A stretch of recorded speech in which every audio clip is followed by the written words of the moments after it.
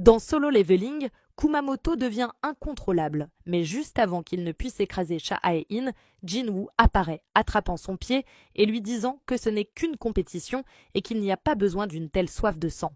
Kumamoto, encore plus furieux, tente d'attraper Jin, mais celui-ci le plaque au sol et dit à Cha qu'il vaut mieux concéder la défaite pour la Corée, puisque Baek Yoon-ho a également été capturé. À ce moment, le traducteur informe Jin que Goto souhaite un combat en 1 contre 1 et merci à Pythagore, Mate et Inky, les 3 derniers abonnés.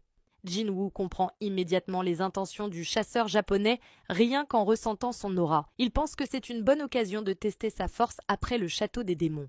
Anekawa informe Goto que Jin accepte son défi, mais seulement s'il se bat à pleine puissance. Goto accepte, notant qu'un soigneur de rang S est présent et ordonne à Shimizu de soigner les blessés, ajoutant « et celui-là aussi » en pointant Jin. Jin baisse la tête et dit « commençons ». Mais avant qu'il ne puisse finir sa phrase, Goto attaque, laissant une traînée de vent derrière lui.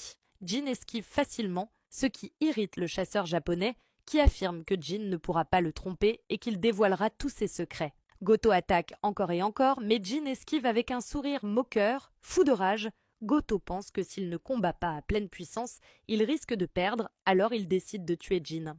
Le monarque des ombres reçoit une légère coupure à la joue tandis que le système l'alerte de la présence d'un individu dégageant une soif de sang intense.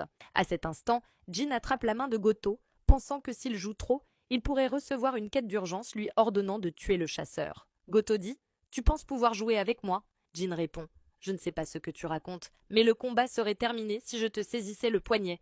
Et même toi, tu ne voudrais pas que ça se termine ainsi, non ?» Il s'apprête à attaquer à nouveau, mais avant qu'il ne puisse le faire, Cha-Hae-in et Baek Yoon-ho retiennent Jin, tandis que Minoru stoppe Goto et que Kei crée un bouclier de glace entre eux. Il rappelle que Goto doit diriger les chasseurs japonais sous peu et que la Corée porterait la responsabilité s'il était blessé ici. Les combats d'entraînement sont donc arrêtés pour la journée. Jin-woo se dit qu'il est peut-être allé un peu trop loin, mais il réalise que même les rangs S n'ont pas détecté les soldats cachés dans leurs ombres. Il interroge Gun-hee sur le raid de Jeju tandis que Anekawa appelle Goto, qui reste sous le choc. L'arc continue. Abonne-toi pour la suite.